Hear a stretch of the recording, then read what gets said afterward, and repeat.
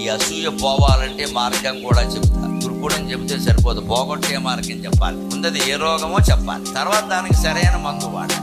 అంచేత పూజ మంచు తెమ్మగా రోగం ఏమిటంటే అసూయ అన్నాడు. దానికి మందు ఏమిటో నేను చెబుతా. తెల్లగా కోటి చందమామల కాంతిలో కుముద హిత కోటి సంకాశంతో ప్రకాశించేటువంటి పరమేశ్వరుని యొక్క రంగు ఉందే తెలుపు.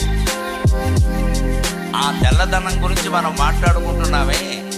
ఆ కైవల్య ధావళ్యం అంటే అర్థం. అది మోక్షం అనేది కేవలం శివుడు ఇస్తాడు. అందుకే ఈశాన్యంలో శివుడు ఉంటాడు. అందుకే మన ఇళ్లలో ఈశాన్యంలో పూజామందిరం పెట్టమని. ఎందుకంటే అక్కడ శివుడు స్థానం. ఈశ్వరుడు ఏమి ఇస్తాడు? మోక్షం ఇస్తాడు. మోక్షం కావాలంటే ఏం చేయాలి? బరువులు బంధాలు తగ్గించుకోవాలి. అందుకే మనకు చూడండి, వాస్తుశాస్త్రంలో ఎంత చక్కని మాట ఉందో, ఈశాన్యంలో బరువులు పెట్టద్దాం. మనం ఏమనుకుంటాం, ఈ మైక్ ఎక్కడ పెట్టద్దు, ఈ సింహాసనం. అది కాదు నాయన, నీ మనస్సులో బరువుల గురించి చెప్పిన మాట. అది అవి పెట్టి అవి దించుకో, ఇవన్నీ తీసేస్తారు. అక్కడ కొండలు పెట్టకుండా, ధాన్యం బత్తాలు పెట్టకుండా మొత్తం లాగేసి కూర్చుని అక్కడ కూర్చొని ఎక్కడ వేసుకుంటాడు. ఇవాళ కోటి వచ్చింది, రేపు ఎన్ని కోట్లు వస్తాయి, ఈ బరువు దించుకోమని చెప్పాడు.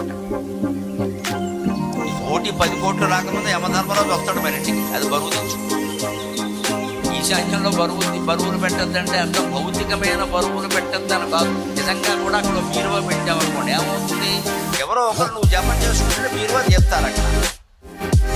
అక్కడ చూసి లెక్క ఉంటే మనం చూస్తే ఆ లెక్క మీద ఉంటుంది. అనవసరంగా ఖర్చు పెట్టేస్తున్నారేమో అనుకుంటాం. ఈ గోడ లేకుండా ఉండాలంటే ఈశాన్యంలో బీరువాలు ఉంటుంది. అంతకుమించి ఏం లేదు. అక్కడ నువ్వు ఏదో ఇంకో చోట పెడితే బీరువాలో డబ్బులు పెరుగుతాయని, లేదా పెరగని. బీరువాన్ని బట్టి డబ్బులు పెరగమంటే మన బుద్ధిని బట్టి, మన కష్టాన్ని బట్టి డబ్బులు పెరుగుతాయి. మన బుద్ధిని బట్టి, మన కష్టాన్ని బట్టి డబ్బులు పెరుగుతాయి, కానీ బీరువాన్ని బట్టి డబ్బులు పెరగదు. అందుకే ఈశాన్యంలో శివుడు ఉంటాడు. కైవల్య ధావళ్యం. అటువంటి ఈశాన్యంలో ఉండే శివుడిని మన మనస్సులో ఉండే రాగద్వేషాల బరువులన్నీ తగ్గించుకుని చేరుకోవాలంటే ఒక్కటే లెక్క. ఒరులందు ఒక నిందు నీ గసూజయవు. ఎవరినో చూసినా అసూయ పడుతున్నావు, బాగానే ఉంది. అసూయ తగ్గించుకోవాలంటే ఏం చేయాలండి? ఊళ్ళో పరిశీలిస్తే మన చూసి అసూయ పడేవాళ్ళు కొంత గ్యాంగ్ ఉంటుంది. వాళ్ళ గురించి ఆలోచించగానే అమ్మాయ వాళ్ళని చూసి కూడా అసూయ పడుతారంటే మనం చాలా బాగున్నాం అనమాట. అంతే సాటిస్ఫైడ్. అసూయపోయి ఎప్పుడు దానికి మందు.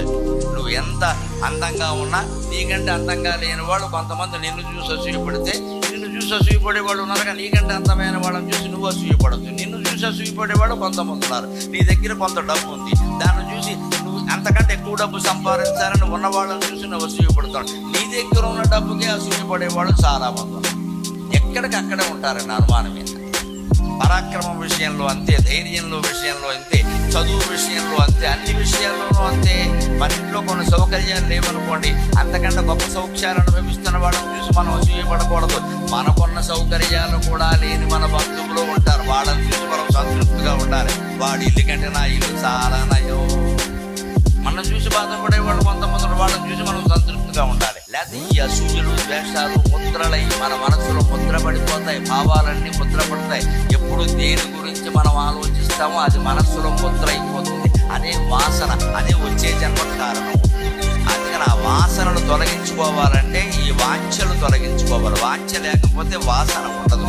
ఉన్నది చాలు, ఉన్నది చాలు, ఉన్నది చాలు. సుఖంగా ఉన్నాం, భార్యాభర్త ఒకరికొకరు అనుబంధంతో ఉన్నాం. కాఫీ తాగినా, పాలు తాగినా, కూర్చుని తాగుతున్నాం, 4 కబుర్లు చెప్పుకుంటున్నాం చాలు. 2 పిల్లలు, వాళ్ళకి పెళ్లి చేసి స్థిరపడ్డారు, మనం సుఖంగా ఉన్నాం. ఇక రామకృష్ణ అనుకుంటున్నాం అనే ధోరణిలో ఉంటే ఏ అసూయ ఉండదు. అప్పుడు మనం దేవుడికి దగ్గర అవుతాం.